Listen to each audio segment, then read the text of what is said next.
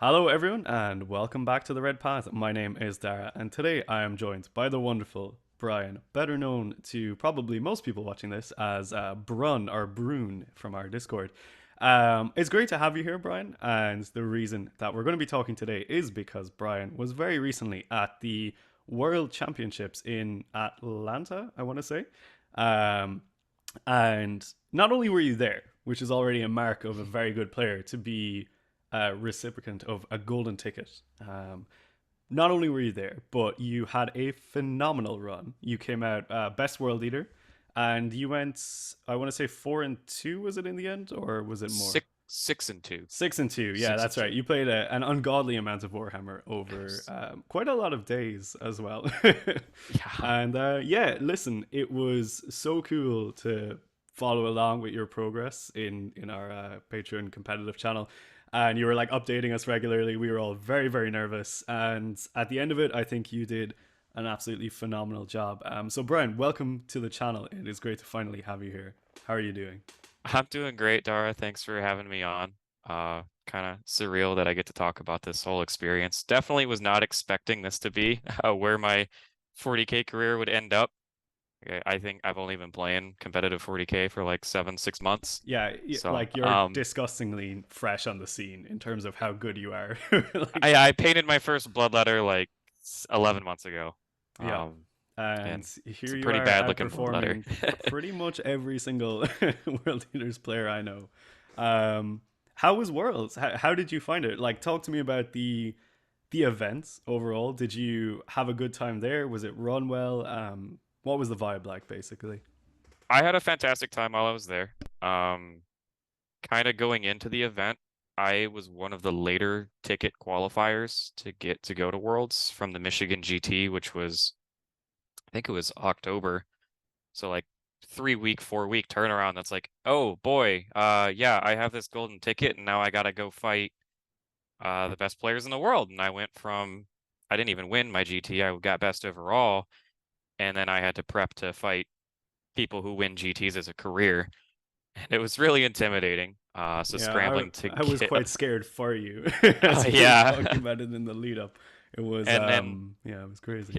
in my GT list had a lot of pets in it. Like I was on double Mauler fiends and I was like, yeah, trying to justify it. But then as I started crunching it, and I was like, you can't get away with that kind of stuff Yeah, going into this kind of a room yeah. with players at this level. And I didn't have a team at the time, really. I do have a team currently, a local team. It's more of a club.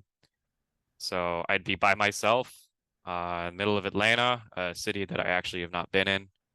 I'm all the way up from Michigan. Um, and I was really intimidated, but I had a buddy actually want to come with me. It's actually really cheap to fly to Atlanta, like $20 to Oh fly to wow, Atlanta in that the is really US. cheap. Yeah. Back, it's a little bit rough, but getting to Atlanta is pretty cheap. Um, Once we got there, I decided to fly in the day after check-in. I think it was on Thursday. Or I flew in Wednesday night, but I walked in Thursday morning, pretty much into my first game. Yeah. Uh, Venue was fantastic. They had a massive Terminator statue that was like 13 feet tall. I know the one. It's Uh, that's a yeah, cool it's statue. Yeah, it is they it have that was going around. it was cool as hell. Yeah. I hadn't seen that one. I'd been to Adepticon before, which I think they had. The Primaris guy probably back I think then. it was the Primaris guy. Yeah, It yeah. was He's pretty definitely was cool not too. that big. Yeah, the Terminator For is like huge. It's quite intimidating to see, but yeah. And then we had they had all the country's flags up around the room, very well lit, like 4 or 5 streaming tables, artwork all over the place. Kind of like they said, I think rolling out the red carpet. They really were. Yeah. Um, and made us feel really welcome. And I mean, the announcer started the tournament by saying, "All of you are losers." Oh, that's Mike You're, Brandt, right? Yeah, that's his yep, favorite line. like, and you're the best Yeah. players in the world, and half of you will lose half of your games. And I was like, well, I'm gonna be 08. That's Yep. me. I'm gonna be the guy. There's one person who's 8-0, and there's one person who's 08, and mentally preparing myself for that was wild. Got to hang out with my buddy that I flew down there because it was $20. Like, why not? Come keep me Yeah. company. Drinks were great. Food was great in the area. Mainly stuck to just the hotels because Atlanta is Yeah, yeah, fair. a bit of it's a city. It's the I'll just vibe. say that Yeah. it is a vibe. The tournament was great. The Uh, location, maybe not so much. Fantastic. Everybody was respectful there. Like there was no egos. It was all like Yeah. everybody knows everybody else is I there guess to it's hard to win kind of and like deserve it. ego when you're in a room where everyone else is like as good, if not better than you. You know, it's Yeah, kind of hard to sort of like project an ego in that situation.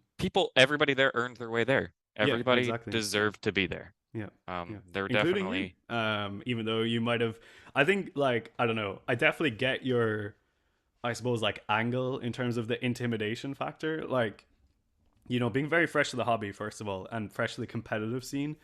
It's like I know for a lot of people it can be quite an overwhelming experience getting into it, and then I suppose getting into it and then suddenly being projected to essentially the top of the game. You're in a room with what was it like around 100 people or something like that for the event, 125 or something. it was just 40K alone, based off of Best Coast pairings, like right as they started pairing us. I think it was 178 players. Yeah. So this is And like the top. I think there's like what like around several 10,000 on ITC anyway. So you're talking about like the top point percentages at this point, and like you're just like in this room with all these people. If that was me, I would just be like, peace, I'm out. yep. I Th- can't do this. And for me, that was like I came in expecting to maybe win a couple games, and I came in mainly for the experience. Like I came in to get my butt handed to me. I Yeah, wanted to actually see what competitive play was like, so I could go home and basically see if what I'm doing is actually working at home or if I'm just a living small inside a fish in like a big little pond bubble. or Yeah, a yeah, yeah, yeah, yeah, big fit or a medium fish in a small pond, that kind of a thing. yeah. I get that. I think that makes And sense. after I saw my pod too, I was in pod 4 or group 4. You had a I rough pod. Everybody Yeah. pretty wildly acknowledged or like confirmed that was the hardest pod Mm-hmm. to get out Yeah. of. I think Manny Chima was the guy that knocked me out, Yep. man who won overall. Gaylord was in that pod. Vanilla was in that pod. Gagno was in that pod. Uh, The household it names. it was just like, yeah, the Yeah. ones you see the most. Yeah. And I think they seated me at 22 out of 24 in the pod only because they had only my GT on record for stat check. So Yeah. they Just had like who is this no idea person? who this Yeah. guy, who is this Yeah. guy? Yeah. So I love that you were like just airdropped in this mad berserker and just yeah, like go wild, see what happens. But yeah, I mean, and you brought world eaters, right? yep. It's the So only army I own. yeah, I love them. I love them for the lore. I've read most of the books. I can't do anything other than World Eaters. I've tried. yep, I've really tried. I mean, I'm a bit of a Demons player too, but yeah. Like you're walking the red path, basically. I'm You're walking the red path. living the same dream as probably most of the rest of the people watching this. Um, so it sounds like it was like a really well organized event, which from my own experience, like the GW run events tend to actually be quite well organized, which surprised me no end when I went to my first one. But they do actually put on a good show, so I don't think that's like particularly surprising. And it's really cool to kind of get the perspective of someone walking into that room who is maybe not someone who is constantly out there talking about playing the game and big name content creator like Art of War and all that. So it's very much an interesting and probably a minority perspective in terms of the people in that room, where it's like the vast majority are like, as you say, the GT winners, the Art of Wars, the Glasshammers, etc., etc. So that's really cool. But when it comes to actually bringing your army to this tournament, and you said you were kind of like crunching the numbers on the units that were working and weren't. How did the list shape up in the end? Like, what did you decide on to bring to this event? So the core of my list from the GT stayed the same. It came down to the last like 300 points that I just really wasn't confident on. I mean, since the start of 10th edition, I've been on 10 Berserkers, Mo, Khorne, 2 Rhinos. That's been my list. Everything else kind of fell into place. I've been on the solo Juggernaut train since pretty much the start of 10th.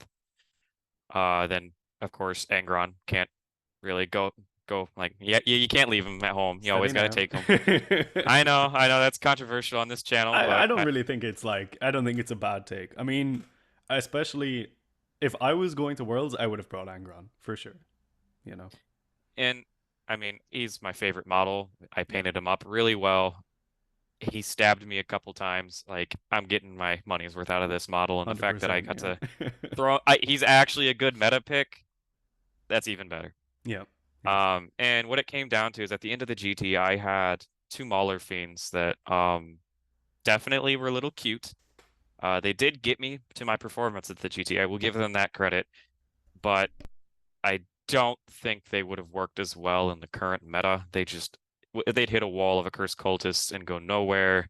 I think they also just have a bit of a tougher time on the GW terrain layout as well. It's like a little Yeah, bit more laney, kind of. I don't see how you'd be able to drive a Land Raider around Yeah, yeah, on their terrain even. That would be a struggle. yeah. So I could definitely I knew they were maybe a little too cute. And I toyed around with the idea of a brigand, just as a one-off for screen clearing. I think you were And on that brigand actually when you were kind of initially, I suppose, throwing the concept towards our corner. I remember it having a brigand that list, the first one that you sent us. I was actually very close to taking it. Mm, And what I settled on was dropping a Mauler Fiend for a squad of Exalted 8-bound just because GW terrain's a nightmare to navigate, and dropping the other Mauler Fiend slash Brigand for Lord Invocatus, which this is actually the first time I've ever played Lord Invocatus in a game. But I wanted to take a step back and really look at like why am I using Lord Invocatus? Because I don't think Alpha Striking is ever going to be the play in any of my 8 matches, and no, it never not at that level. No. it would never have worked either. And the room was full of Eldar. Spoiler alert, I played against Eldar a lot. And I knew like a 6-man brick wouldn't do as well. I used to have a 6-man of 2 regular 8-pound. I was like, that's just gonna get hard bullied the whole game. Yeah, It's gonna get yeah. its scout blocked, and it's just gonna get Night Spinnered to hell. Or Forge Fiended off the table. Or yeah, there's a lot of things that would just pick them up and remove them. So instead, I used Lord Invocatus more as a utility piece to uh I had a second squad of jackals to take that squad of jackals and throw them to like my safe no man's land objective Yep. and make sure they are there behind cover, safe turn 1, done. Yeah. And I if love I that needed, play. It's like yeah, it's just you can bait people maybe not at Worlds, but like at a normal GT, you can bait people so much with that where you're just like you set something up and they're like, oh, he's gonna scat the 8-band, and then you're just like, okay, cool, it's jackals. Off you it's just go. jackals. You know? And I mean, even just saying just jackals, like Fenrisian wolves, grots, boys, Yep. depending like even Tau, if they put fire warriors or Kroot hounds in front of me, throwing 20 jackals at their face is not a bad plan. Not at all. Not at all. And And they're and like it weirdly annoying to get rid of and afterwards. actually in this meta, they bully Eldar pretty hard. Like Oh they yeah, can if you get them into like trash. any of their infantry, they go through them. It's so Oh yeah, funny. Yeah. that happened multiple times where I was like, Yeah. Overwatch him, I don't care. I just need the Dishonored and like 2 boys, and you're picking 5 swooping hawks up. Yep, yep. Or And spiders if you can get to them, or even scorpions and stuff like that as well. They'll put them down for sure.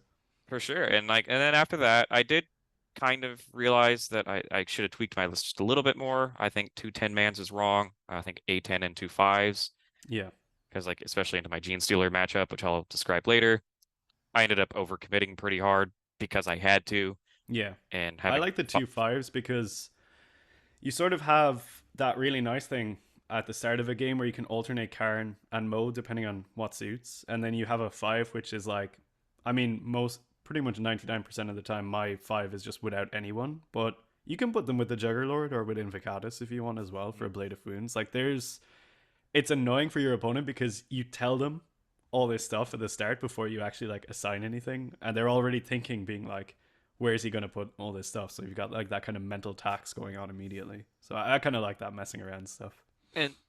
and specifically in this meta too, I I've rarely ever finished the game against an Eldar player not tabled, Yeah, or yeah, they have at least 800 points on the table and I have scraps. yeah, And same thing with a lot of the other meta lists right now. So taking a tone back on lethality and just focusing on getting points, like yeah, scoring points, um, was my justification for not. And my list ended up pretty similar to Vanilla's, yeah, but definitely I think that few tweaks, even in the mirror match, the list would have played very differently. yeah. Definitely. I think you sort of like arrived at like the vanilla list, but with your own tweaks on it as well.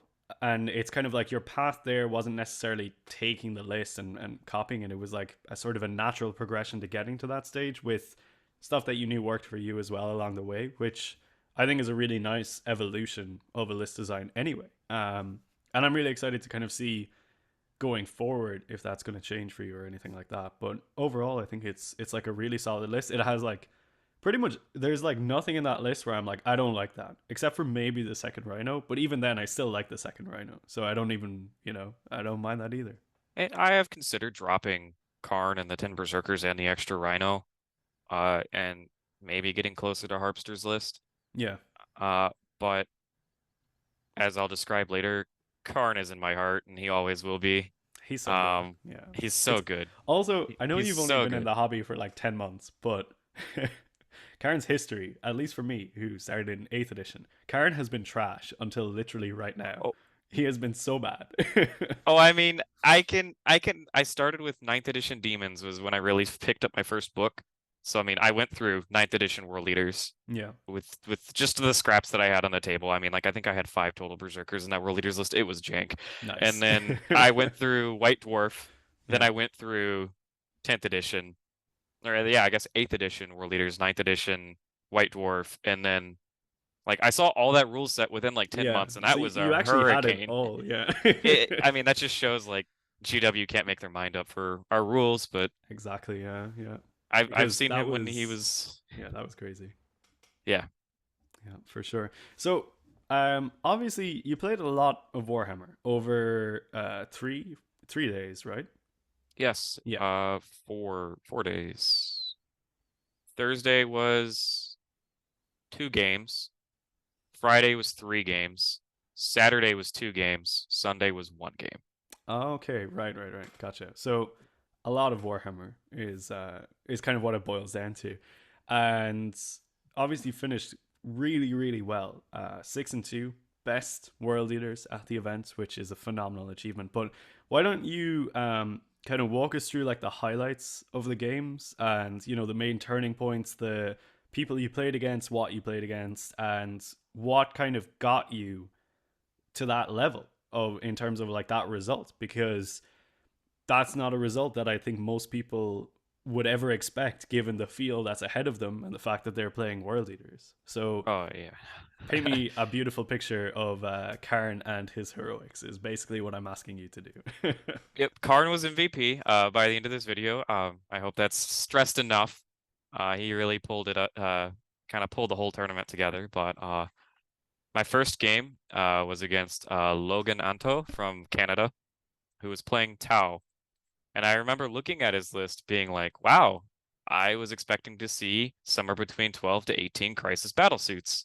When you showed me Logan's list, I was like, if every Tau list was like this, I would think Tau are one of the coolest armies in the game. It was so Well, cool. that's all I'd been exposed to. Tau's actually pretty popular in my local meta up here, and Hmm. people been running 12 to 18 Crisis battlesuits, and I was like, Yeah, all I think right. that's what everyone kind of expects, right? Yeah. I was like, here we go. And then instead, we got Devilfishes full of breachers and a character, and I think that all comes in for less than, I think far under 200 points they can get that. Yep. And at first I was like not even reading the data sheets. I was like, these are just chaff, right? And boy howdy, breachers slap. Um Those shotguns hit they different. do Yep. they do the exact same thing that Yep. battlesuits did to me, except I mean he struggled to kill Angron, but he did have 2 hammerheads that eventually solved the problem. Um Big thing to mention as I had a turn 1 charge with Exalted Ape out, got into his Ghost Keel, failed to kill it. I think I did almost no damage to it. He then failed his leadership test, got stuck. My Exalted Ape out failed to kill it again. Went to my turn, failed to kill it again. He failed his leadership test again, and we were just standing there smacking each other with napkins until Listen, eventually the Ape that. out won, of course, but it took him a little bit to wake up. Yeah. Um, that game came down to he was very far in the lead. I was actually pretty much tabled. I think I had a Rhino in the corner and 3 Exalted 8-bound in the other corner. And this was Scorched Earth. He was burning my objective, and I had to get him off of my objective at the start of my battle round, or else I lost the game. Angron popped his head back up. Start of the 5th battle round, Angron revives. No rerolls at all. just Au raw three natural. sixes, Easy. comes down, makes the 8-inch charge, didn't even need a reroll, didn't even have to try, gets in there, flips a devilfish over, saves my objective, and then the game. Nice. Um, I have to say Perfect. that game was the most that luck rode on than any of my games for the rest of the tournament. Yeah, I Um, mean, to be fair, that is quite a nice. It's not even necessarily like super lucky, I guess, but like it's quite a nice run to sort of finish that one out. Like everything kind of comes up your way, right? right, and that it was like looking at his eyes and seeing his eyes go, like the slow realization of what's happening, like, Yeah. oh, Oh, it Angron's it back, is and he's like, actually oh, happening. and I was like, oh, Angron made his charge, and he's like, oh, Mm. okay, here we are. Yep. But This overall, is great indeed a thing that opponent. is happening. Great opponent. If I played Tau, I'd play Tau this way. Yeah, I 30 loved how, breachers is like, oh, just coming out of the devilfish as well. It's so cool. So and I was cool. like, oh, that's cute. And then he's like, yeah, I hit you 80 times. And I was like, oh, Yeah, and they're like strength 5 or 6 or something. They're decently it, high strength as well, it right? was 621, I think is Yeah, what he yeah, was hitting me yeah. with. And it Yeah. was double exploding sixes. Tetras were in the far corner giving him The marker lights. spotter stuff. Yeah, yeah, Yeah. yeah. Those tetras are annoying. I mean, it's a really cool list. I love the mobility of it as well with the devilfish, where it's just like, you got the hop in, hop out kind of vibe going on. And yeah, Yeah. it is a powerful one. But you came away with the win from that one, Yep. which was And, nice. and that was a huge ego boost for me too. That was like I was like, you know what? Maybe I can win games here. If Angron keeps Even if coming I'm just back and getting making his lucky, charges, I can win. and luck isn't everything, but if I Yeah. can get close enough that luck carries me, I'll take it. Well, I mean, that's what I was about to say. Like, ultimately, yeah, you got lucky in the final turn, but that's swinging, what, like 10 points at most? Mhm. So it's not, like you've kept up with the score until then. So it's not all luck. Right. So game And two. then game two was against Nick Hagiello, also from Canada. Was on Necrons. Um, by the way, I ended up winning that Tau game 72 to 69, so it came down to the wire. It was real close. So this Necron game ended up winning this one 99 to 55. That was less Uh, close. I got first turn again.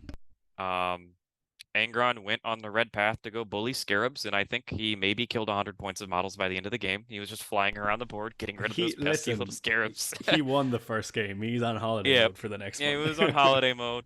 Yeah. From that game, I pushed my Jackals into the middle of the board, and I said it was the ritual. Oh. Um, Oh. Okay. I said, Right. I said, if you want to play the game, you're gonna have to come hang out with me. He got into the middle of the board with me, and just world eater things happened. Against That's pretty good. Necrons, I like overcommitting into them really hard I think you have because to.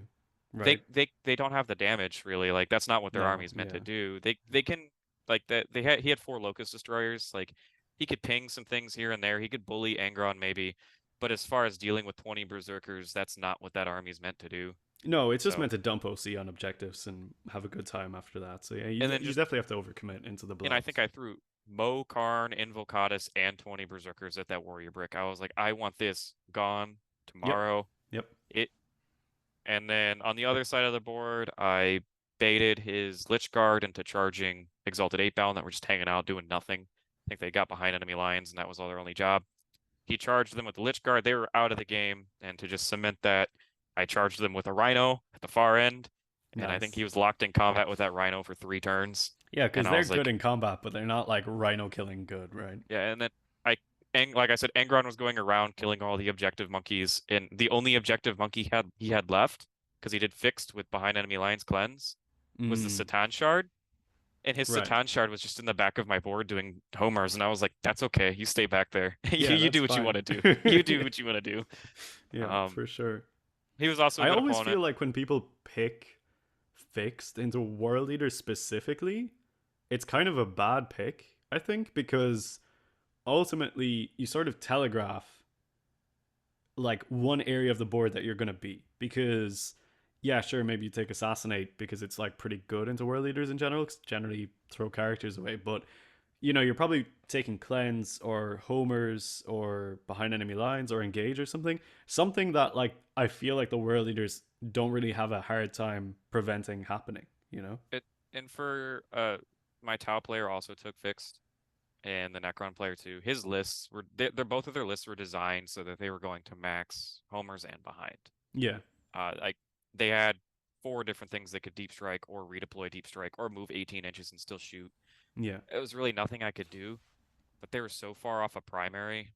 And like with the Satan Shard, he got pigeonholed into this is the only unit I have left in my army that can score points. It should be fighting Engron, But but now it instead has it's to doing score now it points. has to Yeah. do homers. It Yeah. has to.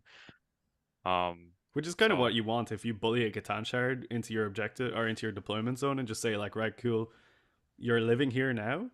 That's quite fine, I think. like, there's a chance Mo could kill you, or there's a chance I don't, and you're Yeah. perfectly fine. It And was a transcendent with the 4+ shrug, I assume, oh, right? yeah, Yeah, yeah, yeah, yeah. absolutely nothing you could do about that thing. I don't even. Oh, I think ignoring it is the best thing to do. oh yeah, yeah. When I played the 6 Catan list at Coventry, I did not ignore it, and I paid for my sins.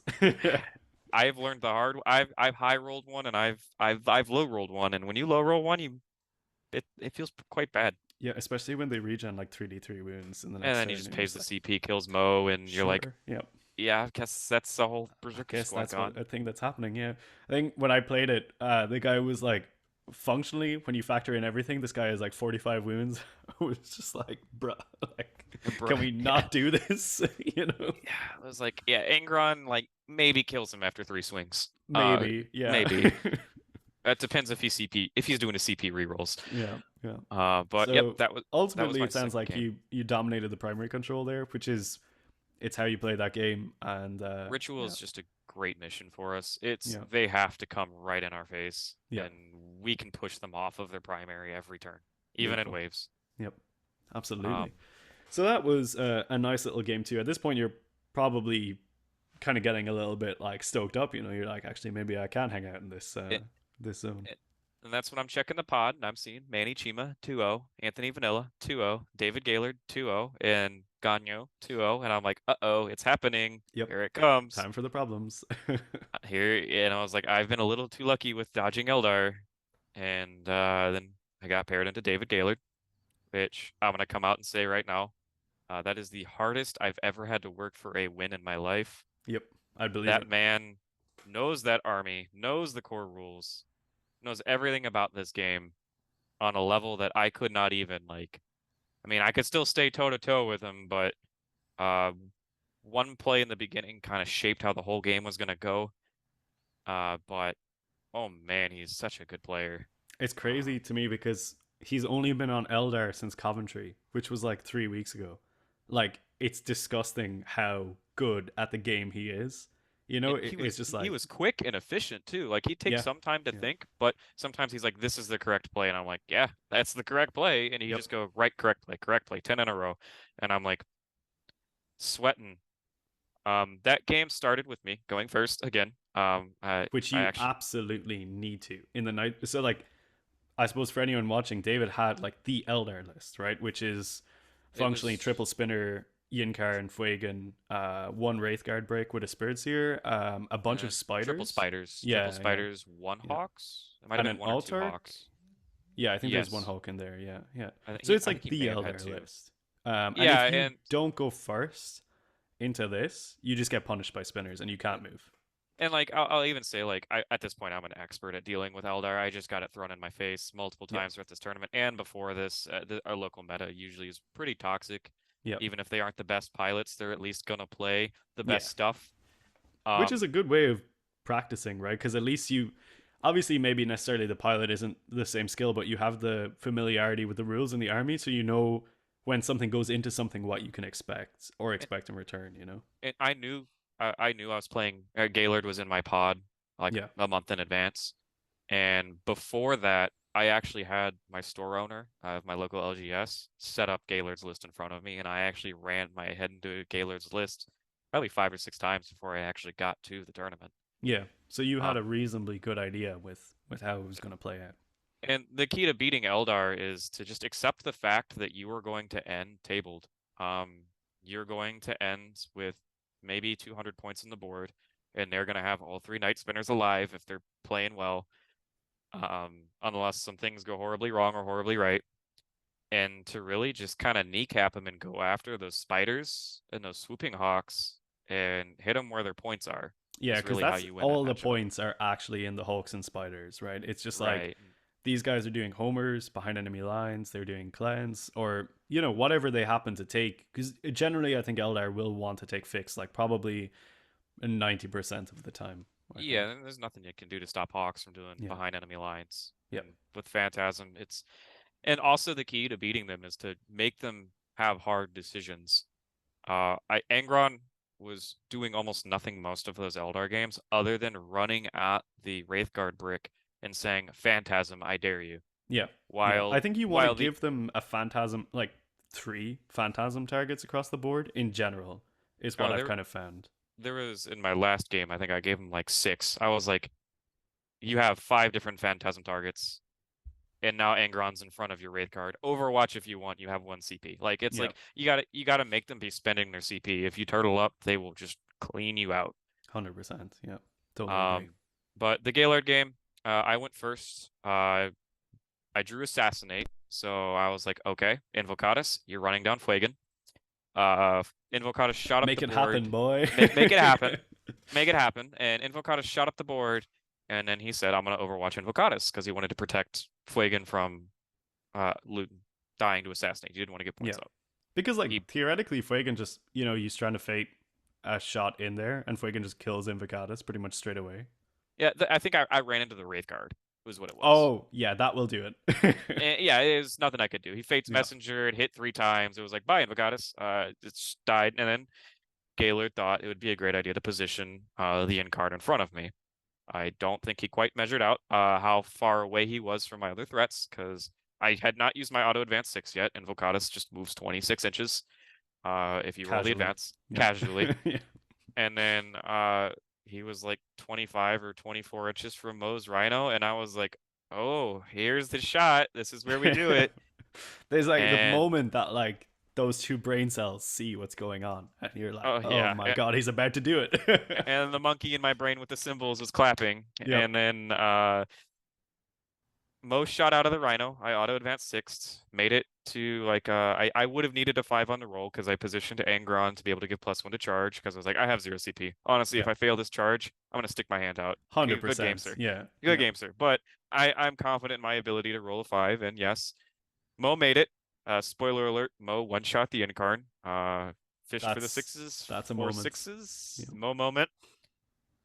Still got the assassinate, some exalted 8-bound got in there, and regular 8-bound got in there because I was like, okay, I need these guys for the wound rerolls for Yeah, Mo. makes I was like, sense. everything in my power to kill this model right now. And Because I know he would. removing the incarn in turn one before the incarn has actually had any agency to do anything in that game is like such a significant advantage. I Oh, feel.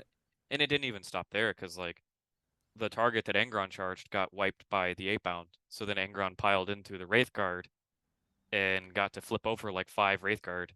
Oh, I did not know that happens. Oh, that Oh happens. But wow. Okay, they that's ruled that huge.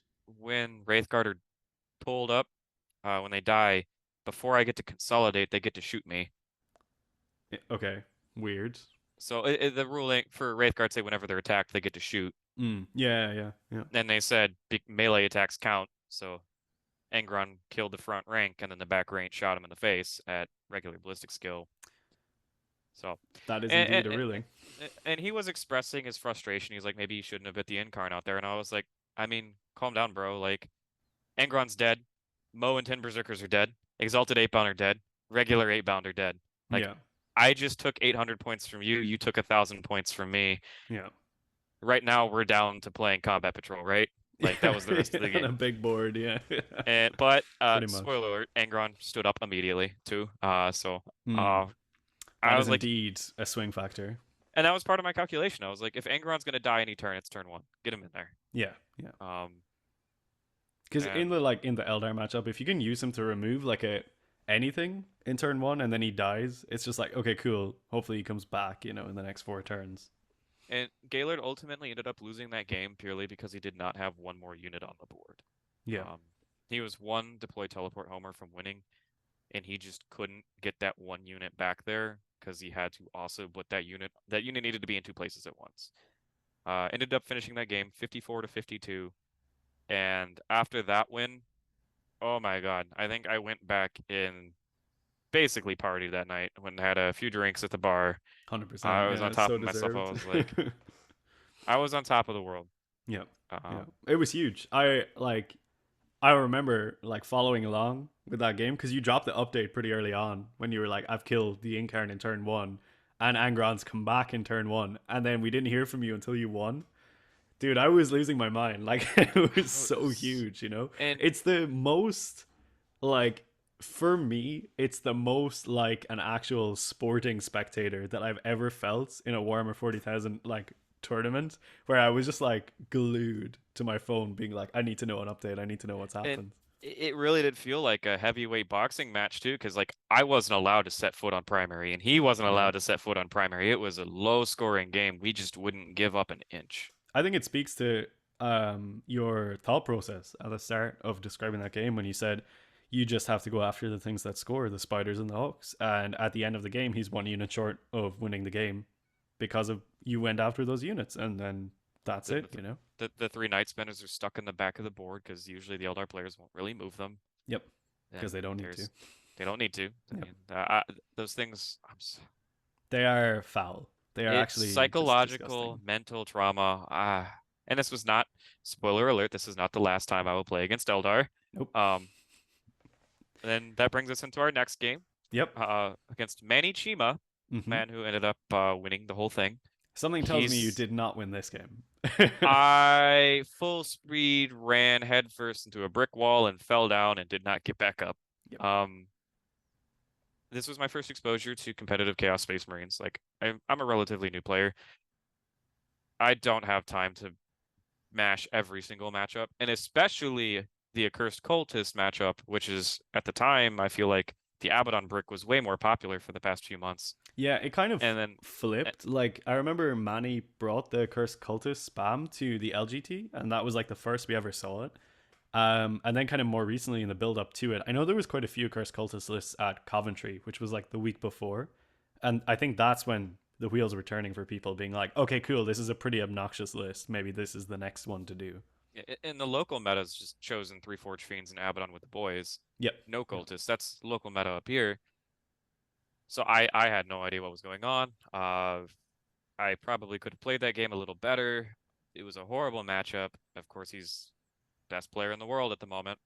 And he just slaughtered me. I charged into a wall of cultists, killed all of them, and then the backswing knocked me out. Because I the really had, backswing was a ton of chosen and all their chaos lords. and it hurts because Yep. 10 chosen or 5 chosen wipe 10 berserkers with their eyes closed. Easy. Even Chosen 5 are what berserkers legionaries, want to be, you know? 5 legionaries wipe 10 berserkers with their eyes closed or Yep. get close to it. Yep. They at least make them non-functional. So it's him being at an MSU made it really hard. I ended up losing that game. I think I went 53 to 98. I probably shouldn't have committed it a little too hard. I committed a little too hard. I probably should have just thrown Khorne on the boys out and that be it. I went for like a cheeky Angron, crack a Rhino, Berserker's pile in and kill the guts inside, and I was like, yeah, I did so good. I killed, only like 200 points of units with like 800, and then I got smacked in the mouth. Yeah. Yep. It's it's a rough matchup for us. It's one of like I think I don't know how you feel about it, but I'd rather play Eldar than play CSM at the minute. It definitely depends the CSM list.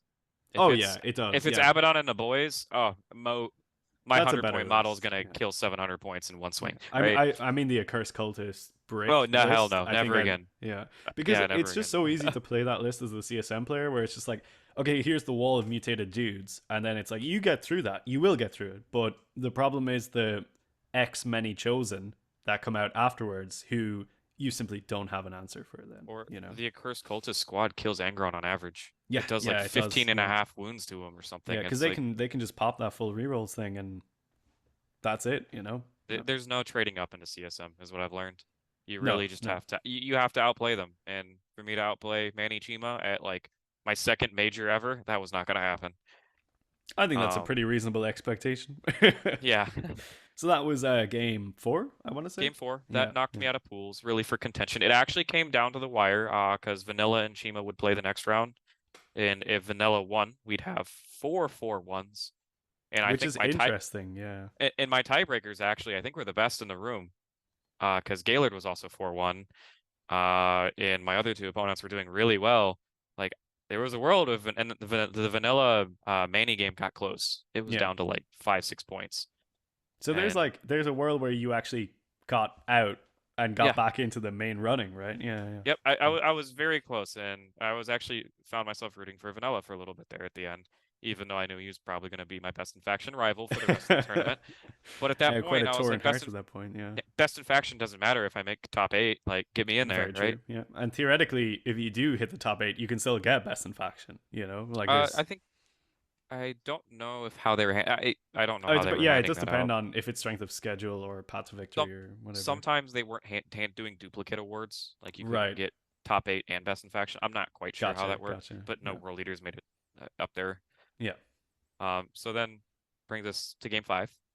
Uh, was against Thomas Wilbach from Austria. Another Another really good fantastic player. triple knight spinner Eldar player. Yep. Yep. He was playing the weaker version of the list, in my opinion, at least into world leaders. It'd probably be way better into Marines, where we had double Warwalker Yep. and no warp spiders. I believe he had 0 warp spiders, but he went up fire dragons instead and Okay. swooping hawks.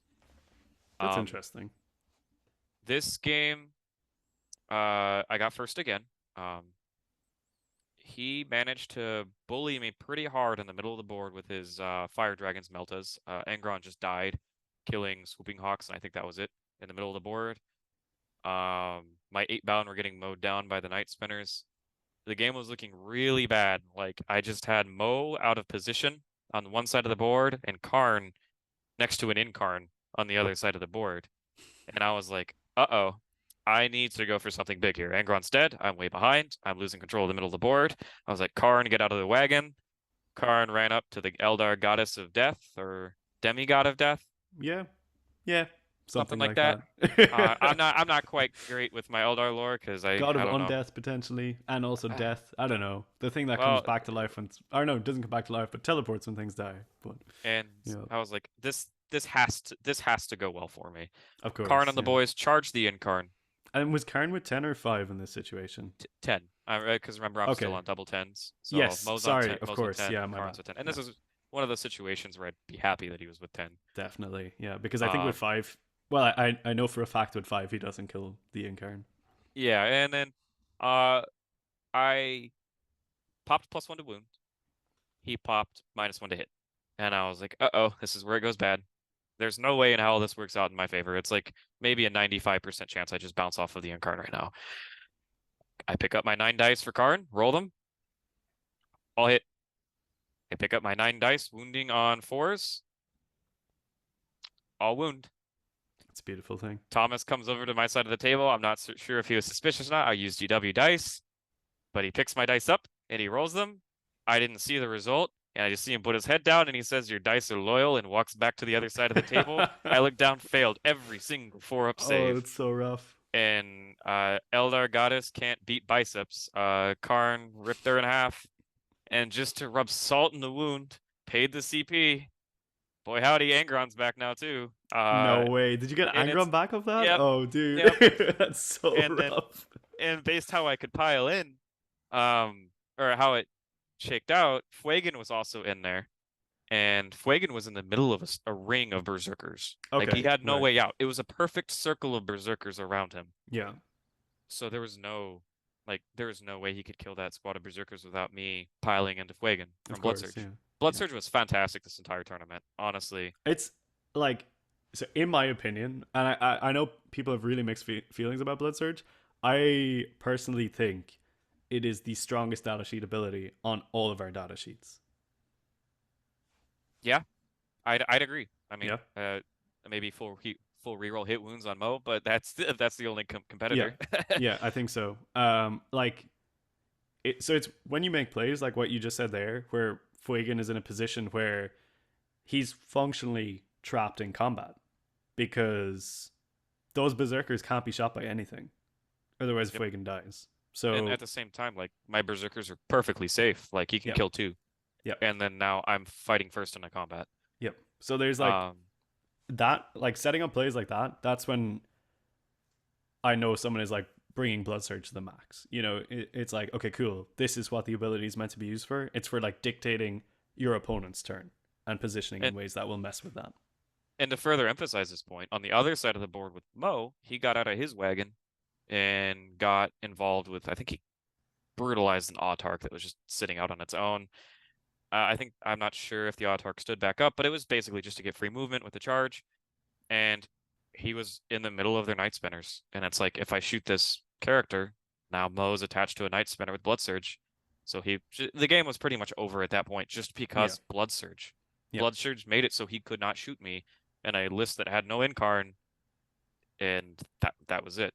And because Uh, then the next thing is like in your next turn, all yeah, those assets get picked up by the berserkers. So it's like it's a it's lose a lose lose-lose. condition. Yeah, yeah, Yeah, and then exactly that happened. Khorne proceeded to prove his worth. He walked through 2 more Warwalkers, and he picked up the entire Wraithguard squad.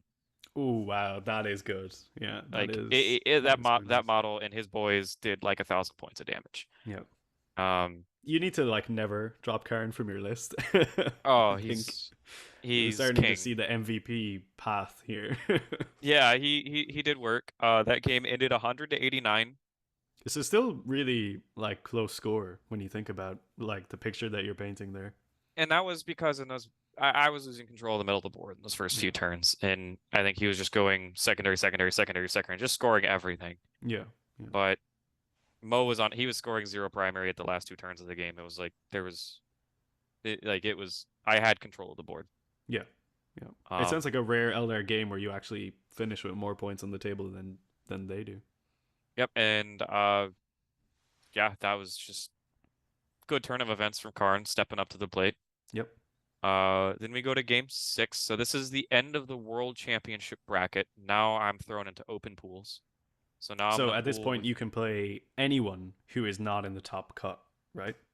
only 4-1 players. They separated us into Got mini you. You're in the pools. pods, right? Yeah. So for my next 3 games, it's only people that finished 4-1 from their pools. Yes. So Um, everyone is at least as good as you.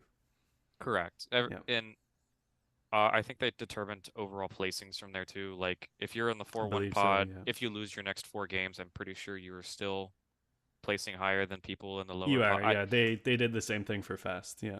Okay, I wasn't quite sure what was going. At that point, I was like, I'm just fighting for best in faction. Yeah. Um, so going Because at into this this point, you're game, still in contention for best in I faction, am right? in Yeah. the lead. Yep. I think at this point, Vanilla was 3-2. He was beaten by Gaylord, I think, and he was beaten by Manny, and then I was 4-1 at this point. Yeah. Going into game 6, I played against Alex McDougall from Canada. I'm Another sorry. If anybody didn't phenomenal player. podium because of me, it was Canada. Every Yeah. time I played a Canadian. But You went on a war path against them. oh, I just weird power up. I don't know. Yeah. So Alex McDougall from Art of War, Gene Stealer Colts, which I playing against Gene Stealer Colts, it's like you have to start playing 4D chess. Yeah. And Yeah. I honestly, even at a competitive level, it doesn't feel like you're playing 40K No, to it's be able to just beat them. like I've only played them twice at tournaments. The first time, I pretty early mentally threw in the towel, just being like, I'm gonna just find out what happens. And then the second time, I gave them a pretty close run. But you're totally right. It's not like any other game of 40k you'll play. You have to play an entirely different way to beat It, these guys. it specifically, you have to play the least world eater way possible Yeah, to win this game. take prisoners basically. And intentionally don't kill them. I'm Yep. not kidding. Don't kill them. He had his so he got first turn. He picked everything up off the board, goes over to me. I got nothing to charge. No turn 1 plays, even remotely possible. I was like, okay, he's gonna come down with his demo charges, and he can one-shot anything in my board 3 times. Yep. So if I move wrong here, I'm tabled. So Jackal's screened. He can deep strike 3 inches away. So the screen was really tight. I think I threw 3 regular 8-bound on an objective to die, put him in like a triangle so he couldn't deep strike and take the objective. So I was like, this is my guaranteed objective. Everything else in the army screening. The exalted 8-bound starting on the board screened. I even screened with my Juggernaut Lord. I was like, the rhinos can't be broken. That was Yeah, it. 100%. Angron and the rhinos have to survive, or else this game's gone. And then we go into his turn. Exactly. I lose 800 points of models. Like I said, all of the 8-bound picked up. The jackals are picked up. Invocatus brutally maimed, but still somehow survived, making like 8 Really? out of 12 4-up invulns, You maybe know, even. okay. I On that, I've noticed a trend with like world leader players at tournaments recently. It happened with Jack, it happened with me, it's happened with you. Invocatus just like stands in front of stuff and is just like, I'm not dying. yeah, It's like, okay, cool, I guess. yeah, it's like he threw what 3d6 plus 9? Oh no, 4d6 plus 12, AP 2, 2 damage, strength 12, blasts all over the place, and Yeah. Invocatus caught some of that heat and was like, whatever, fine. Yeah, it's cool. I got a 2-up I think he save. took 2 damage and he was like, whatever. Yeah, things you Um, love to see. but then at the start of that next turn, it's like, okay, gimmick's done. Your blast Yep. charges are gone. I'm going to charge you with exactly enough stuff to kill everything but what it takes to leave you on the board. The Rhinos, I mean, he still had some demo charges in reserves. In like kind of, it felt weird charging a squad of Gene Stealers with a Rhino that still had Mo in it. Yeah. I like Mo was in the transport, and I'm charging people with that transport. I guess Yeah. Mo's driving it really angry. It's like if he gets out, he's dead. Yeah. But Rhinos were you need charging. to pin him, right? You need to Yeah, know exactly where the all the assets or at least 90% of the assets are going to be for, at least the next turn or two. yep, and just making sure that they can't do heat because he took fixed. Making Yep. sure they're not doing secondaries because they're stuck to a Rhino. Khorne got out of his wagon and butchered a butchered a GSC squad of neophytes. And I specifically said, please roll your saves. Don't just pick them up because I want I one to want two live. Yeah. left. I want you to live here. Yeah. Like I don't care if you have guys left on the model. I care more if they're dead because then you reposition. He's scoring more points, Absolutely. Yeah. and it's definitely a weird way to play 40k. Like for me, like I think to his credit too, when I started, when I passed the threshold of like it's turn 4, I don't care anymore. Like Yeah. I am gonna start picking your stuff up. I think he failed 5 or 6 of the 3-ups in a row for Yeah. stuff coming back. I don't know if that would have made a huge, terrible difference in the end because at that point, like they'd come back at the end of my movement phase. He'd already have gone first. It's yeah, at that point It, it's very much diminishing returns, I the think. ship has sailed. He may have Yeah, been able to narrow the score, but I don't think enough to close the gap. for I sure. ended up finishing that game 90 to 61. If that game wasn't played like so asymmetrically perfectly, if you try to play that game like 40k is intended, you don't win that matchup ever. I think I that's feel like entirely correct. Not as world leaders anyway. no, Because you can't take the punishment that they dish out. nope, And there is like in no world, there is no unit in our army that can trade up unless you're bringing 120 jackals, I think. nope. And then he took the path of ignoring Angron. He's like, Angron gets to deal with some ants, and Yeah, Angron has nothing to touch in that game. I was like, you know what? Angron's sweep is 19 attacks. You have 20 man bricks. This is like a match made for heaven. You have one That's guy very left. true, It's actually. Yeah, perfect. yeah, can't lose unless you got sustained up, in which case then it's probably pretty rough. Yep. Yeah, So that was that game. Uh, game probably set. like. Do you think that was maybe one of your hardest games at the tournament to Um, actually like win, not necessarily play the game, but like to come out with a it it win there? it had to be done perfectly, right? Yeah, Or I would have been tabled. yeah, So yeah. But the good thing is like there was very little pressure. It was like turn 1, it was like I just have to screen. If I get the screen right, I'm smooth sailing for the next 3 turns. If I get it wrong, it all gets picked up. And it was during my turn, and it was a very long turn. I had to make sure every model was exactly where it needed to be yeah. Of course, to make yeah. sure I just That didn't get your throat turn one punched. there is like the reason why you won the game, and it's down to however you position your screens, which is like a very interesting insight. I feel like a lot of people who are maybe watching this like don't necessarily, I suppose, see that when they're playing that matchup. That like this is what it takes to actually win this game, because I would say the vast majority of people will play it as if it is a 40k game, and like you say, if they do that, it's almost a guaranteed loss. You're playing into the to honestly the Gene Circle gimmick. They just want Yep, to die and come back and yep, just outmaneuver you. 100%. So big win, very Yep. big win. Next game, we're going into Jokul, which you have experience playing Oh, against don't him. talk to me about that. Yes, yeah, I played him at Coventry, and he kicked my door in. Absolutely fantastic player. It helps that Yep. I went first again. Um, I don't honestly remember much from that game. It was very stressful, very meticulous. He's a very good player, He plays an incredibly clean game of very 40k. very clean, very honest. You know exactly what his intentions are, and he Hmm. will make sure you know what your own intentions are, Yep. and he will beat you, Yep. honestly. If you've been beaten by him, it's because you honestly lost. Yep. Oh yeah. Like And that's how it felt. I lost that game very I lost it with pride. I was just like I'm being Yep. beaten by someone who I know they are just a superior player in many many ways.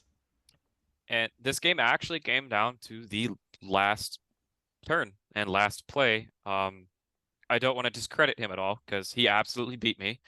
Final score was 86 for me, 91 for him. At the end of turn four, he drew capture enemy outpost. It was in front of my face. He did not pitch it, so it was there going into turn five.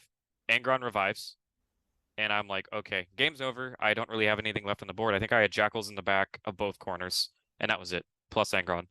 And I was like, it's priority targets, score at the end of the game. So I was like, I'm just going to slap Angron down an objective that he can't get to, get my 5 points, call it good. If I had thrown Angron down on my home objective, that would have forced his Wraithguard to then charge Angron. And now we got a couple other ifs in there. Angron may have failed to kill enough to keep the OC, I but it don't think at he least does on average though. I think he does take them off the pretty point. should, but I Yeah. don't want to play ifs, right? Of Because like course. Yeah. that, Yeah. it's like that. There's a whole new situation playing out there. But what is a fact is I absolutely just lost the game putting Angron down on another side of the board. And Um, let's be real, you're after many games of 40k, many intense games of 40k. I and think we can give it to you that you can make one mistake. and you know? especially against Shakul, like Yeah. this game went to time. Yeah. We everything was made sure was correct, inch by inch, intentions, everything was made clear. He beat me fair and square. Um, he was just making a mistakes part of being a player. He was Yeah. the better player because Absolutely. he Yeah. he didn't make any mistakes and I made a mistake. Yep. So I will And absolutely I always feel like you can when you can see that when you can see like the play that won or cost you the game. It's always nice because you can very much like hone in on that and say like, okay, cool, this can be a learning experience now. I can come away from that saying I made that mistake. I won't make it again. You know. yeah, and I don't like falling into the trap of what ifs. If this happened, then this happened, then this happened, then I won. No, Yeah. that's we're not playing ifs. I messed up. I lost. He was the better player. Yeah. Absolutely. So now, So now, it's clear that best overall's gone. You can still get best overall with 7-1, and that did happen. A 7-1 player got best overall. yeah, it was Uh, Boris, wasn't it? yes. Yeah, who was Um, also Team Ignite, so I they had a good time there, I think.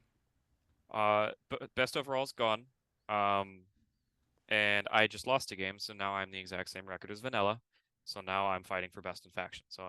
And I had to go to bed thinking about this. Like there was only one game tomorrow, and I was like, oh man. Yeah, so you just don't know, right? I was like, I was like, please don't be Eldar. Please don't be Eldar. I went through every single possible person I could play against, and there was like a 20-30% chance it was Eldar. And guess what it was? It was Sebastian Gerhardt from Germany with triple Night Spinner Eldar for the fourth time in a row. Oh, so familiar. And I was like, and Oh, he put his list down. And he's like, "Do you need me to explain anything?" I was like, "Nope, got it. yeah. Where's Flagon? Where's the fire drives?" And he was on the Warwalker list. I think it was identical to Woback's list. Okay, yeah, that makes sense. I think they potentially have played on the same WTC team a few times, I think, so I guess that makes sense. I got first turn again. So my best advice for the Eldar matchup is Go first. Yep. roll first. Yep. Um, honestly, I went first 7 out of 8 of my games. Don't blame me. It was GW dice. Uh, the one game I went second, I probably wanted to go second, Yeah. weirdly enough. So that just all panned I out mean, perfectly. as you said, we don't do what ifs, right? It's just Right. like, yeah, you went first 7 times. It happens. I It I went happens. second 7 times at Coventry. It I mean, happens. You how just many deal with those times things. how many times have you seen a custody player make all their 4-up saves? Like it happens. Exactly. Like Yeah, it's a it does. 50-50. Yeah. Like 50-50s are pretty wild. Yep. No, no, Um, totally. And like I also don't know how the way there's like the disparity between the overall world leaders win rate in terms of going first and going second. I don't think that maps in this tournament because you don't have that advantage by going first that you do at any other GT because everyone's just going to respect your movement and And not let you do what you can do to like maybe an average correct. player. I feel like world leaders as an army, uh, is really like a local RTT3 round army is a 2-1 army through 100%. and Yeah. through. Yeah.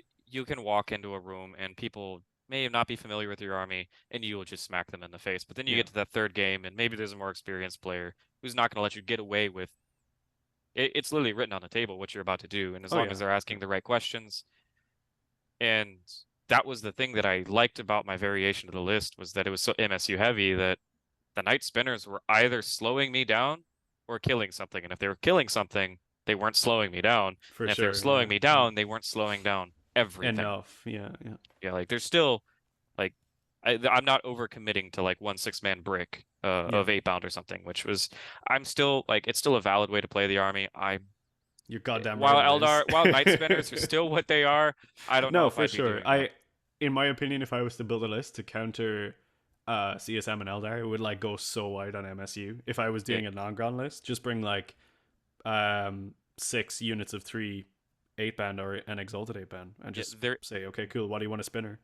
their MSUs are so much better than our MSUs, Yeah, and their yeah, MSUs trade up into our bricks yeah, really, really, yeah. really well. So the only way you win, I think, especially in the accursed brick match, is if you go like hard on the MSU and still play a perfect game. Correct. And then I think, oh, that one's a weird mix. Like the 10, you definitely still want like the 10-man plus Khorne in that situation Oh to be yeah, able to for sure. pick that Yeah, first yeah, wave up. yeah, definitely. But Yeah, after that, when you're fighting the Legionnaires and the Chosen, yeah. you have to be MSU. You want your little trade pieces, but But anyway. with the Gerhardt game, um, I just said, you know what? I need to kill all of your action monkeys. He had 2 Warwalkers that were just out in the open. He had his fire dragons that had walked into the middle of the board. Swooping hawks were also somewhat in the middle of the board. I could at least get to them. All of these were in front of me. And I said, Angron has like a 3-inch charge straight to fire dragons. And I was like, you know what? Screw it. No. Uh, auto advanced him, flew right over his head. I actually may not have been able to auto advance. I know I had the exact movement to get over him. I don't quite remember if he got night spinnered, but I still ignored the fire dragons in front of me. Went over his head and gave Angron like a 7-inch charge to his Wraith Guard.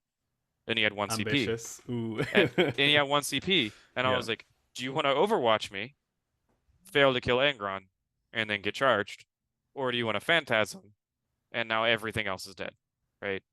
Yeah, Angron because you can just absolutely, go backwards, in that yeah, situation. Yeah. Angron was dead. There, I was like, here is my Primarch, kill him. I don't care. Yeah. He Phantasmed away, and I wiped every single action squad he had off the board. And after that, it was like, well, now every turn, the Wraith Guard are pointed at one of my big bricks. The Night Spinners don't dare come out. And I think the Incarn did come out, but spoiler alert, Karn manhandled her again. He's like, Um, oh, hang on a minute. this I've time he run didn't this do it like a simulation. Chad. This time he didn't just do it by himself. It actually came down to the last Berserker and the last die roll to kill the Incarn. Oh, we don't like those at all. Those No, they send me over the edge. I just get so nervous. I think my heart rate must like triple in those I mean, instances. I have small hands too, so I can't roll the 40 chain blade dice at the same time. So I Yeah, do it yeah. in 20s, and when I Uh-huh. see the first 20 didn't work, I'm like, oh no, it's Yeah. happening. But And then sometimes it like swings around, right? And they just like fail all the second half. And you're like, okay, maybe it's gonna be yeah, fine or and they're something. on Yeah. threes, right, which are the most inconsistent die roll Absolutely. ever. Yeah, yeah. And ended up doing it down to the die. After that, I had full control of the middle of the board. Yeah, it Angron sounds ended like up you were kind of in like reviving. a nice control position, like reasonably mid game Right, onwards. like in order for him to score points, he'd have to do it with Night Spinners, which would then be sacrificed to Exalted Apound. Yeah, which is Um, a lovely situation for you to be in. and Exalted Apound did ingress and get back into his Night Spinners anyways. They popped one, the Wraith Guard turned around and punched it to death. That was their plan. So they even went further back into the corner.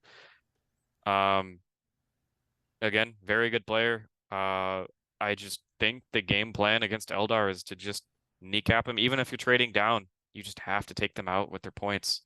Yeah, I mean, it's an interesting sort of, I suppose, phrase that kind of it comes up in the conversation, just in general, but like trading off and trading down, and we always talk about it in terms of like the army base points and stuff. But I think you highlight here that it's just not about that a lot of the time. You can give up 1,200 points of your army, but if you kneecap their score, take them off primary every single turn, who cares? You know, Who like it cares? really doesn't matter. Like your army is there to like facilitate you winning the game, and you do that by obviously accumulating your own points. But I think it's way more important that you throttle your opponent's primary, and very few armies throttle primary harder than world leaders, I think. So if you're kind of have that like insight to fully commit your army into taking out that MSU, yeah, sure. Maybe you put like a bunch of 8 band into like warp spiders or swooping hawks, and like on paper that seems like a waste, but then they're not dropping in doing homers behind enemy lines, etc., etc. So Yeah, yeah, yeah. Suddenly your jackals are now safe. Like your anger on rerolls are safe. yep, yep, One thing I will say, every game I put the Juggernaut against Eldar, I put the Juggernaut Lord into reserves. yeah, Every single game. yeah, That is the most important piece we have on the board. In 3 Night Spinners, if they just draw Assassinate, Juggernaut Lord's gone. yeah, And absolutely, now the turn you need that advance and charge, and you don't get it, yeah. it's game over. There's like That a that couple. It's like the advance in charge and the what is the other one that's like a little bit hard to get that is it. is Sustained, I think, is the harder one. sustained. No, lethal is any Sustained triple. isn't Sustained any. is yeah, Sustained is just flat. You need double double 3+, I think. double 3+, no Yeah, no triples. Has to yeah. be Sustained's only double okay, three I plus. think. It's like, oh, it might be fight on death actually is the other one, which like doesn't come up that much, but I found myself doing it into Manny, yeah, I would have done it uh, into the CSM or the mirror is where you want that, I just think. to try to even out the bad trades. Yeah, yeah, But because like it there's didn't. always the chance that Angron fights on death when the accursed brick takes him out, and he takes a chunk of them with him. Yep, So yeah, my Angron never fights on death. That's how he goes.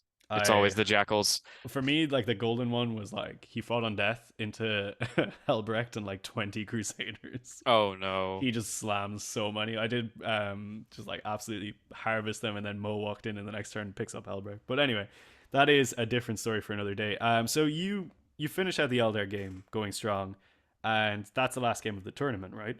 Correct. Now So officially 6-2. indeed, Um, End of the tournament. We were supposed to go straight into awards ceremonies, but Manny ended up losing game 1 to John Lennon, which meant they had to play another game, and it meant everybody had to wait, which is fine. We were all okay with watching. They had tons of drinks and they were keeping us entertained. yep. But it was the AOS game. I don't know if you heard about that. Going I on next heard to that it it. was like a really passive game or something, but I think that's all I heard about it. Both players were playing very cagey. They did the Yeah, same thing. I believe they went to sudden death, so they had to play another game, and I think that game took 6 hours, almost 6 hours to set that's up yes. and Now play. that you said it, yeah, because GW don't have like really a round timer. They're kind of just like, yeah, we want people to play their games Yeah, which is fine, but my to friends a told me point, right? To a average point. AOS game takes like 2 hours, Yeah, and these guys wanted to. I don't blame them under that kind of pressure. Call yourself the best AOS player in the world. Take your time, bro. yeah, But totally. for everybody else in the room, we were just sitting there, and it was streamed in French, which I don't speak French, so I was doing my best to. Yeah, I also don't play AOS, yeah. so I was trying my best to entertain myself with the situation, and we were just patiently waiting for them to do awards. Ended up getting best in faction. Which is Um, huge. Like, I, let's be that real. dream come true. I can Yeah. kind of smart ass call myself the best world leader player in the world. I don't think that's entirely true yet. Still I'm got a gonna lot to just call you the prove. best world leader player in the world because you went to the world championships and you were the best world leader player there, and like that's a good enough metric for me, you know. I mean, there's not many other metrics you can get, but at the same Yeah. time, like I'm curious to see what like someone like Gaylord could do with world leaders. Like, is he Oh really the best wow, world leader yeah. Can you player in the world? imagine? Yeah. And like even like I didn't get to go head to head with Vanilla, and we had the same record. It was just tiebreakers. Yeah. Um, I'm just happy. Like I can at least say I did as well as I did with the army that I love. Not for the Yeah. meta. If world leaders were awful, I'd be here playing them right here with you, punching up. If world That's all we have leaders to say. are the next Eldar, I'd be playing them too. Oh yeah. And Get that toxic moment in the sun. oh, everybody gets theirs. Just like at the Yeah. end of ninth when we were like auto maxing secondaries, like whatever. Yeah. I was playing. Even then, we were in a 60 something percent win rate faction though. So Oh, true, but um, it gives you an excuse to ride the tides, though. If you say like, "I am the world leader player. This is yeah, what I play," yeah, you absolutely. can't be mad at me. Yeah. Um, if I You see can't be mad at me. I love if it. I see another Night Spinner on a table, I may just concede and walk away. I It's it's just just debilitating, you it's know. just psychologically exhausting, Have right? you been shot by indirect sense being shot by night spinners that like isn't night spinners? Have you experienced any indirect since then? Knights Havoc launchers. That's It's it. like yeah, or like guard, you know, and And like it's like they're like, my oh, heart's like, okay, you're gonna minus your like charge. I'm like, oh no, like oh it's yeah, cathartic compared to like what night spinners do to you. and yeah, Night Spinners are just like, yeah, this unit says you don't get an army rule. And I'm like, Yeah, oh, nice. cool, cool. Yeah, I got shot by a whirlwind at Coventry, and my opponent was like, "Okay, cool. So like, its pinning rule goes off now," and I was just like, oh, "Fucking night spinner." He's like, "Yeah, you have to like take a leadership test or you're battle shocked," and I was like, "Is that it?" And I was like, Like that was and it. well, So that was a different type of energy. yeah, 20% of the room was Eldar, 50% of my matchups were Eldar, 20% of the room was Chaos Space Marines. Luckily, I dodged them. Yeah, Although I think I would have done better into almost any other Chaos Space Marine player than Manny. yeah. Well, I mean, like I think he he was came the out on top, only right? one. Some were doing a Curse Cultist squads. None were doing 30 that I Yeah, could see. yeah. Maybe there were a couple. I It wasn't is really his looking style. around. Like he ran the 120 shackles. He ran the like Thick City was his build, you know, back in the day with Jakari. It's kind of like what he likes to play, you know, that sort of horde mentality. I did have a little bit of beef with him, not on like a personal level, on his painting choice, because when he was handing out his marks, the green squad was Marcus Slanesh, the purple squad was Marka Nurgle. Like I didn't know what was going on. Like That it was like yeah. my brain does not compute. It was like the colors aren't matching up here. What's going There's on? just a very simple way to not have that be an issue, and it's just use the colors as the god aligned squads. I don't know. Yeah, Well, that's a yeah, choice. I think he was separating like because at that level of play, people are fighting for every edge that they can get, Yeah, yeah. and I think he specifically separated the Accursed Cultist squad so that there's like two or three different types of models for like the big cultists. The So the torments. ones with Yeah, the yeah, wings, right? yeah, He put yeah, all the ones with the wings in one squad just because they're easier to hide or they're harder to hide. yeah, yeah. So that's why he was painting them all as colors and color coding them because they actually weren't out of the box squads. He kind of moved him Move around them a little bit around. Yeah, to get. that is living in a different type of 40k ecosystem, which You know what? If you're putting up results with it, yeah, I have no problem with it. it is what it is. Yeah, You yeah, you are playing absolutely. the game as as competitive as you can and in an environment that is competitive as possible, and I definitely respect the grind. Oh yeah, I mean, like everyone plays the game with a different desired outcome for themselves. I think. I mean, like I feel like you and me were kind of in that same space where it's like I will run world leaders into the ground no matter what, Yep. and it's like I feel like you got the same attitude as like myself and the other guys on the channel where it's kind of like cool. I'll also do as good as I can with them. You know, like I will push them to the absolute limit that they can. I would have loved to see you on the 8th edition codex, by the way, back in the heyday when we had all the Forge World shit and just like we were scheming with like, you know, Jamie with his legendary triple predator and Karn coming out of Strat Reserve. I saw in the background, I know. It got It's painted up right before the and start of it 10th looks so edition. good as well. It's such a And nice one. my best friend actually, I paint all of my models, but my best friend's a professional painter. Um, It's a glorious and he piece. just did it kind of as a gift. And he's like, yeah, I can't wait for you to use it in 10th edition, and pour one out for the Brass Scorpion, right? Like, Taking it back, yeah. yeah, Yeah, it's taken rough. out back, and I was like, well, that's rough. All my blood slaughterers in their boxes, and I saw they spoiled Angron's rules. There was like full reels to hit, and I was like, are Leviathan Dreadnoughts good Oh stop. in World Dude, Leaders? And I was losing my mind during the I previews, like they're gonna be so good. I was like, here comes three Leviathan Dreadnoughts with six Melta Lances. Let's go. Yep. Yeah. And I was gonna be the most toxic World Leader player ever, shooting you off the board. Like, Oh, we were we were deep scheming, like, but yeah, I was right there with you, it riding was that hype train, not to be and then my codex got cut in half, um, on a codex that is already cut in half cut in half. twice. Yeah, we're I down to the I'm last excited. eighth. I'm excited for the future. During Yeah. the reveals, when they revealed GSC Sisters, I was like, dang it. They have redacted, which I don't think people seem to think that means a new army. I don't think that's a new army. I don't think so either. Yeah, I I think think that's just that's them waiting to reveal something at a later date and still keep hype. I totally agree. In my opinion, that's either Votan or World Leaders, and it's a second way for either one of those. I think If I had to lean towards one, I'd say Votan, just because I I would think lean towards Votan as well. we Yeah, saw a rumor engine that very clearly is I Votan, think like there's like 90. four or five at this point that are like Votan orientated. Yeah, but there's like one that's like without a doubt we Oh know. yeah, the guy with like the bomb. Yeah, the it's bomb with the gloves. it's like, oh, the Um, Votan hand holding the Votan grenades. I think it might be yeah, Votan guys. yeah, that's Yeah, yeah, and we um, haven't really seen anything alluding to world leaders, but it's the rumor engine, so who knows? But that is another day. I mean, like in terms of general sort of like near term future and world leaders, like, do you have anything in mind of like what's next for your path? I'm calming down because the circuit's kind of over right now. There's no Yeah, more big GTs coming up. I'm gonna focus on painting up my toys. I love playing this game in all aspects. I love reading my books. I love playing competitively, and I think tomorrow I'm playing a 5,000 point game. that Um, sounds good. and it's gonna be fun. Yeah, I'm Yeah, bringing all my demons, and he's like, "What rule should I play?" And I was like, "Play your Space Wolf rule. Play your core book rule. Don't even yeah, try to be sweaty." I even made Mo not. I moved the glaive off of Mo, and it's like, yeah, we're not. I like playing the game in all aspects, and I'm just gonna calm down, paint up my Lord of Skulls.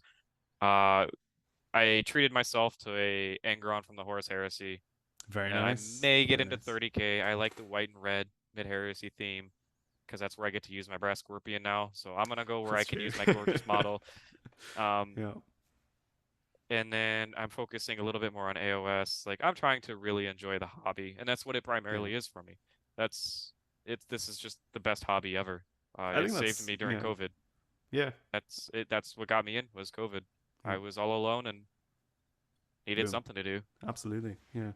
Now, I think it's probably echoes a lot of people's thoughts in terms of like their, I suppose, introduction into it and kind of what it is for them. I just think it's like it's really nice to hear that sentiment coming from someone who has achieved such great success as well, which kind of proves that like at least in my mind, there's like the people at the top end of the game aren't maybe so different from the people who are kind of like just playing the game. Like Yeah, anyone, I feel like anyone can become insanely good at this game if they just kind of give themselves over to it and you're just like, yeah, cool, I'm just gonna get good at this game. It's not out of the region of like anyone's capability, I feel. and I in 10th edition right now specifically, I feel like is in a very good spot. Yeah. You have your top two armies, you have your bottom two armies, and you have everything in between. And everything in between can either win a GT or go like 4-1 at a major or something. Yeah, I'd say everything can punch up one tier or punch down one or lose down one tier. Like Eldar still loses. Chaos Space Marines still lose. They are broken, but they are beatable. They Yeah, bleed. totally. Yeah, yeah, AdMech absolutely. is people were playing AdMech at the tournament. It's the Yeah. best players in the world, and that was a choice. Somebody walked in there with the choice of playing AdMech. Now he was the only one. He got best in faction, and I don't think he did awful. Yeah. But um, like anybody can win right now. Yeah. And that's like the number one thing is like any army you have. If you love it enough and you really sit down and do your homework, It'll you can work. win. Yeah, You can win a absolutely. GT. Yeah. Yeah. I think it's just nice to be in that sort of game state where you don't necessarily feel like outside of the bigger picture. You can kind of step up to the plate and really if you get that practice in, you can kind of go all the way. And And I mean, don't it, take my advice on it. Like we got everyone watching, we got Brian here who's like literally proving it in front of us that you can go to like crazy lengths with not Eldar and not Chaos Space Marines. and even with the pros too, like the big difference between playing well at home and playing well at a tournament and at those top tables is making those like mistakes and not making those little mistakes. That's the difference. The big difference is the little things actually. And those little things can lead to huge point swings. Yeah, But once you get over that like hurdles and start like really cleaning up your play, you'd be surprised that you can win. That's all I can say is 100%. Yeah, you can definitely anybody can win. absolutely, absolutely. I think on that note, that's a pretty good one to close off this video. Maybe it's been an absolute pleasure having you on, Brian, and listening about your recap. I'm sure loads of people are going to love this as well. We will have you back for going to be joining me for All Around the World Leaders, the Spotify podcast that we have, where we kind of talk a little bit more about maybe your journey through the hobby and all that kind of good stuff, and which I think will be a little bit of a more kind of chill, sort of less tournament focused thing. So keep an eye out for that in the future, folks. But Brian, do you have anything to say to close this one out, or are you good to kind of shut this down? Thanks for having me on, Dara. I really love Team Red Path. You guys put out phenomenal content. Definitely best world leader content there is on YouTube. All I can ask is when do I get my jersey? Um, Listen, after your performance, as I said, like there was multiple times I said, if you don't pull this off, yeah, I got baited a few times and it was yep, like yep. a fishing rod. I was like, "Whoa." You've And earned it though. You've earned it. I can't fault that now.